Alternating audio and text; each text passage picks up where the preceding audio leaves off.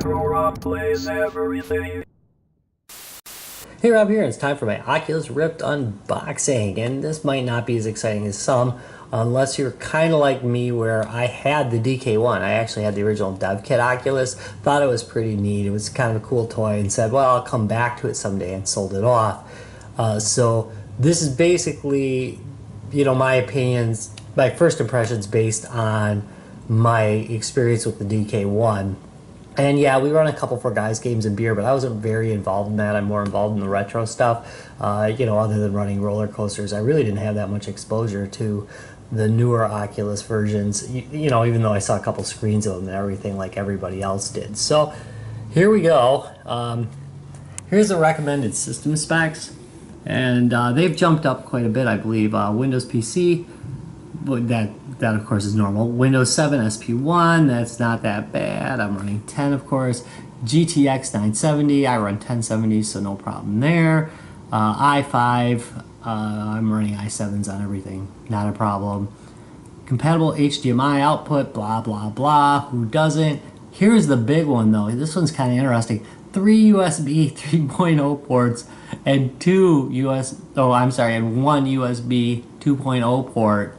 That is insane. I mean, that is, even my gaming laptop doesn't have that on it, just laying around, so I'm gonna have to put a hub on it, I guess, if I want to use this.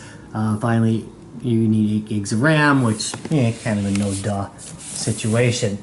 It feels very heavy. For those of you who have never had a DK1, the DK1 came in a nice plastic container. This is just heavy cardboard, so the other one really looked like a piece of expensive hardware. This one, it's nice boxing if you never had a DK1, but the box feels a little, it's not as good as the DK1's box, obviously, because it's more of a mass production thing.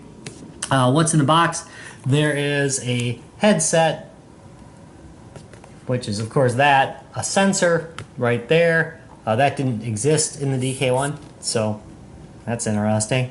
There's a remote, also didn't exist in the DK1, and Xbox One wireless controller is now included, where, of course, you just brought your own on the other one. So that's kind of interesting. I got another Xbox One controller. I don't know how necessary that is, but whatever. I did also get the Oculus Rift touch controllers. I'm going to do that in a separate video. I already went through the specs with you. Not much new to say about that, so I guess we can probably just bust this puppy open. Alright, so laying it on its side. Just maybe dump it out. Ooh, bug. Doing this with one hand is not easy, folks. Ugh. Here we go. There we go. That's the way to do it. Alright, let's look. Oh, the big... Yes, it's very important to always have a big O. Alright. Appears to be, magnetic strips. Open it up. It is a very nice box. No, it really is. Touch of class there. Alright, there's a remote hanging up there. Instruction booklet. Here's the headset right here. And, of course, the, there we go, the sensor. For tracking, looks like it's got some kind of cover on it right there. Don't cry on me, I guess. Oh, no liquid, no liquid cleaners, it says. Okay, so make sure you dry your tongue before you lick it. Yeah, the other one kind of had a hub that everything plugged into. Underneath this little container here, let's redo that.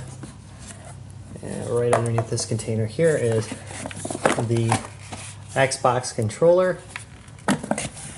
I kind of see why this box is actually pretty nice, and I understand now why they did the controller, so you can just carry this whole thing with you and have the whole experience going. Another USB adapter. It looks like a extension cord.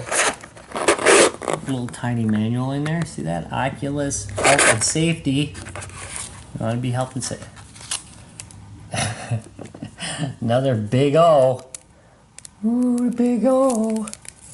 and a wipe cloth for the screen. Not as heavy as the one that came with the original dev kit. Xbox adapter, well, that's what the new ones look like. Oh, that's quite nice. Official. Let's see. That has an HDMI cable, and it hooks up to the headset here.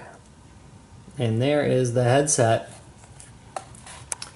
Note that it has, see that? It's got the headphones built in now. That's another thing that the original one didn't have. It made it kind of a pain in the butt too, because when we had a lot of people coming through, you had to constantly take off the headsets for them, then take off this, the Oculus itself, and it made it kind of difficult to work with. So that's kind of nice. Looks like they greatly reduced the amount of felt on here. That's a good idea. These are very rubbery now, so that if it gets sweaty, you can clean it up real easy.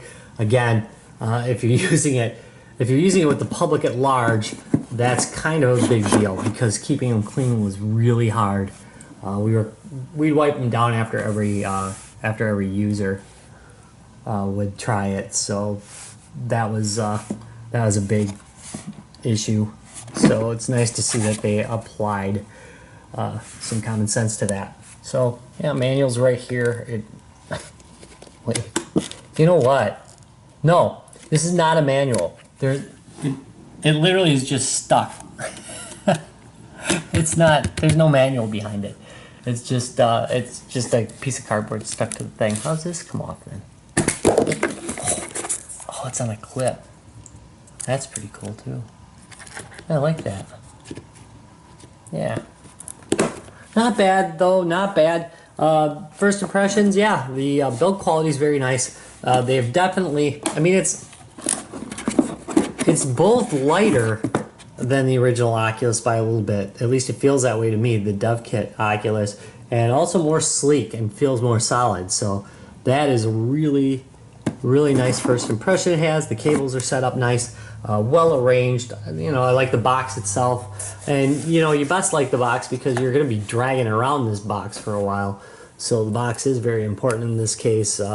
Yeah, nice fit and polish, like it. I'll definitely be doing some gaming videos on this, so if you want to check it out, I'll link to them as soon as they're out from this, but this is just really a 101 unboxing and my first impressions, so that's basically it.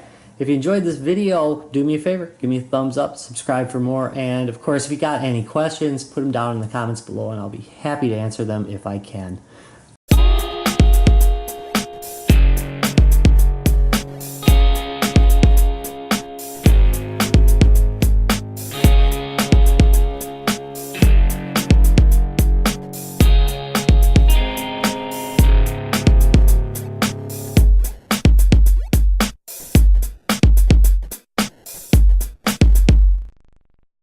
Retro Rocks Gaming Videos.